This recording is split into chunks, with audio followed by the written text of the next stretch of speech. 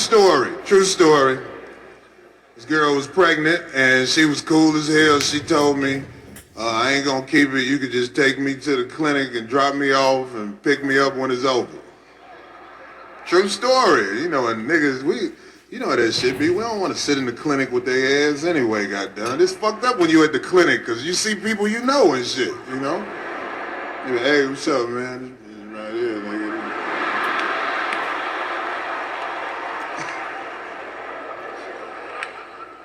But she was cool, so I guess it was over, so she called me to pick her up. I go pick her up. Here's where the shit got fucked up. She get in the car talking shit.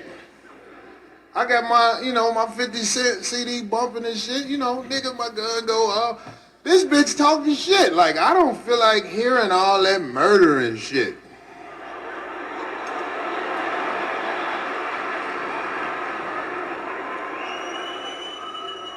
I was like, you the only killer in the car, bitch. Yo, what's going on, America and the rest of the world? Xander J. Hobson here, stand-up comedian, and entertainer, director, and producer of boxing documentaries. An internet troll to those who need internet trolling. This here is another episode of Corey Holcomb, the Black Man's Black Man, brought to you by the Brilliant Artist Movement. Folks, we're trying to grow this platform, so please subscribe, like this video, share it, and by all means leave a comment in the comment section, because I love exchanging opinions and points of views with you all, as well as checking out the feedback from these videos that I make. There's some damn good people in my comment section, and I like communicating with them. But I cannot stress enough to like, share, and subscribe, because I'm trying to get these videos up into the algorithm so I can get this positive message out to you people. So anyway, right, folks, how about that Corey Holcomb, man? He's a hell of a guy, ain't he, man?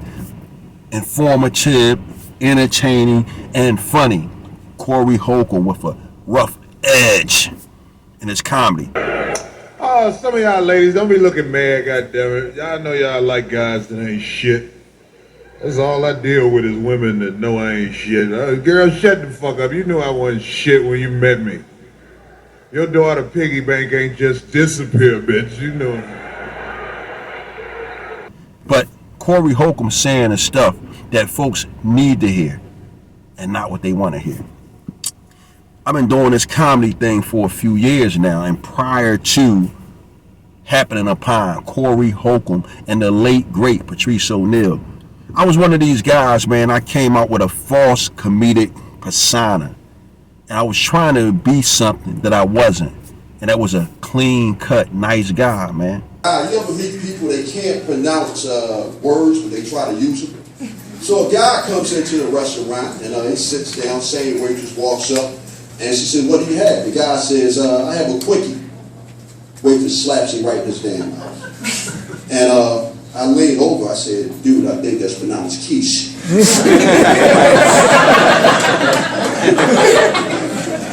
But that was the farthest thing from the truth. And then I had a life experience, and that life experience had me walk up on stage jaded. But when I got up on stage that night, I was breathing fire. I said, yo! Knock it the fuck off! Now this came on the coattail of me checking out Corey Holcomb, man. And I seen Corey Holcomb on stage doing his thing, right?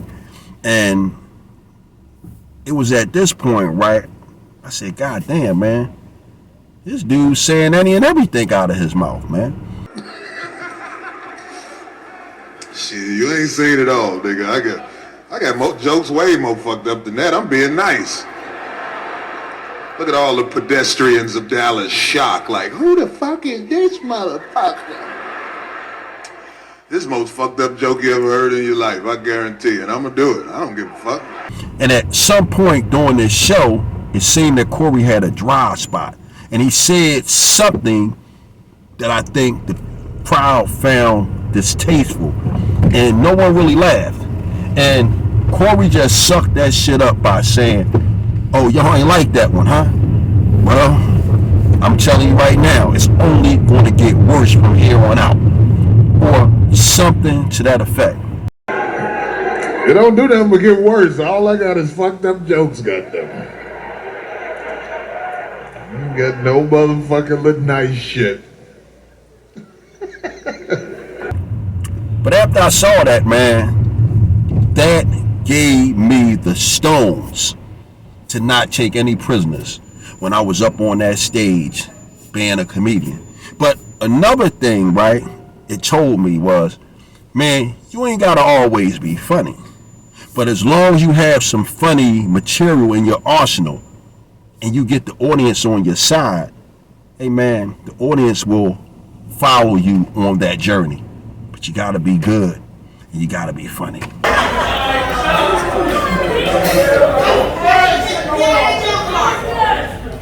That's my girl right there. I got nothing but, hey, who's that talking? What's her name? Rosie, let me shut you up for a minute. Hold on, real quick. Rosie, if a half of a chicken lays a half of an egg in a half of a day, how long does it take a grasshopper with a wooden leg to kick all the seeds out of a dill sickle? Let's go. There you go. Okay, check this out. No, stop. And Steve Pickle picked the pack of the pickles and packed the pickle preservatives. Well, the pickles that Steve Pickle packed last for 6 years, packed the pickle preservatives. Rosie, go. That's what I'm talking about.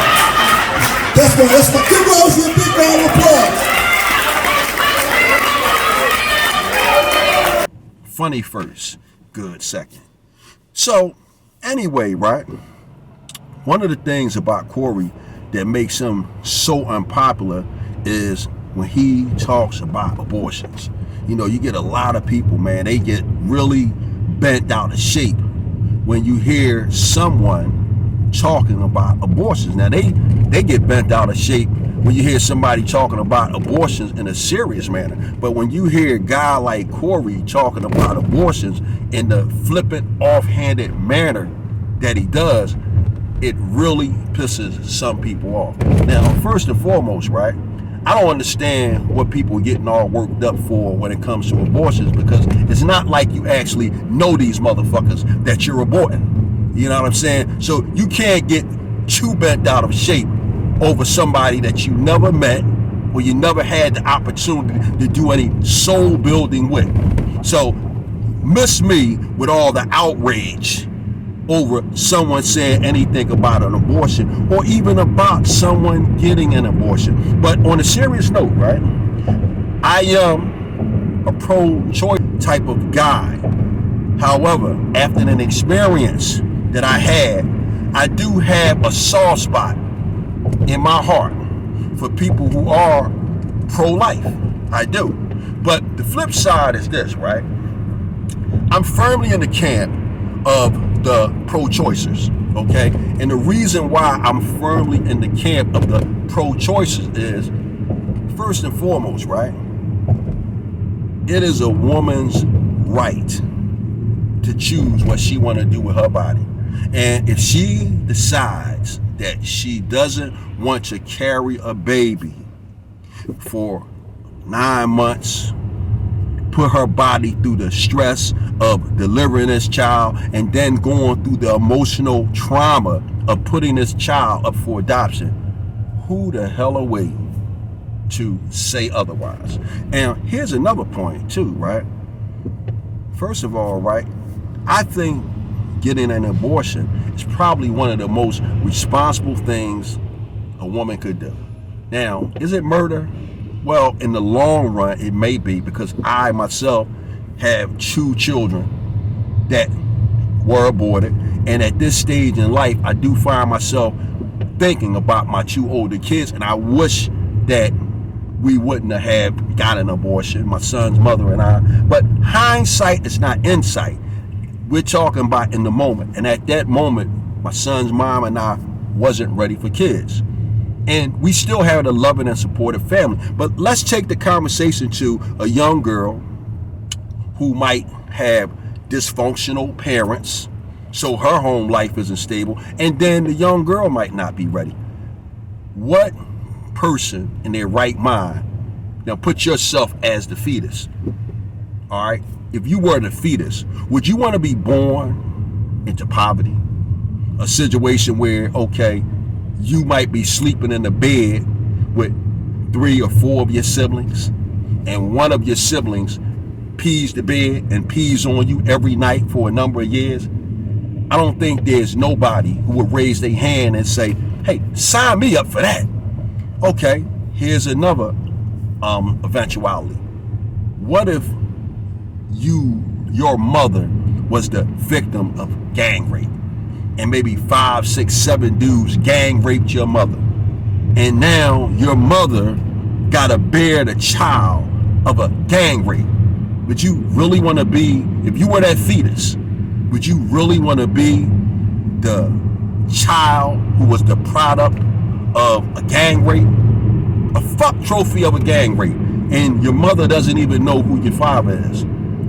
Would you want to be born into that? And let's not forget about all the emotional trauma and hostility that your mother may subject you to as a result of your being a reminder of your mother being gang raped.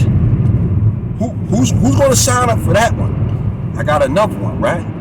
One a little bit lighter, but another one nevertheless. What if you was going to be born an ugly motherfucker? I mean, you were going to be born a hideous, disgusting, despicable, funny-looking motherfucker. You mean to tell me if you were a fetus, you would want to be born into that? I mean, you're talking about being tormented more than likely every day of your life owing to the results of your whole existence being a birth defect. If you were a fetus, you mean to tell me you would want to be born into that? So, this is what I was thinking about, right?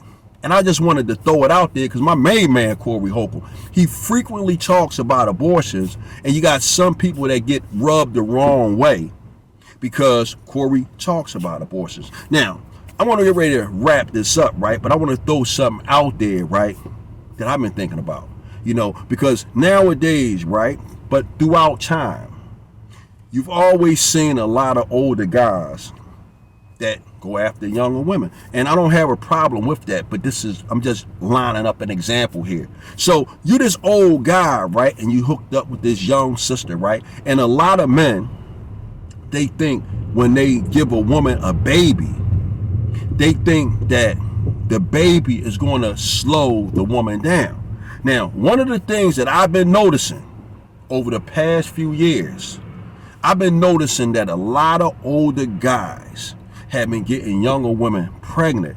And instead of the baby slowing the younger woman down, the baby has been slowing the older guy down, because the young women who have been getting pregnant by these older guys, these young women have been leaving the older guy to take care of the baby.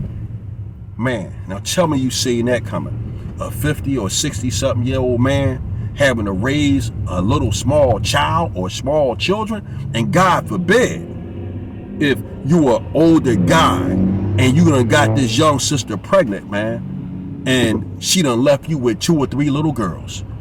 Man, listen, if that don't sound like a good case for an abortion, man, I don't know what a case for abortion is. But I tell you one thing, man, if I found myself in that situation, man, and I got some younger sister pregnant and she ran off and left me with them children, hey man, listen, if them children's maternal grandmother didn't come and get them and take them off my hands, man, them kids was going up for adoption. Yeah, man, I'm sorry, man. That's how I feel about that one right there. But on a serious note, I wouldn't put my children up for an adoption. But hey, man, the whole thought of being a 54-year-old man having to raise some little small children, and let alone some little small young girls, man, listen, man, that would be a virtual hell on earth.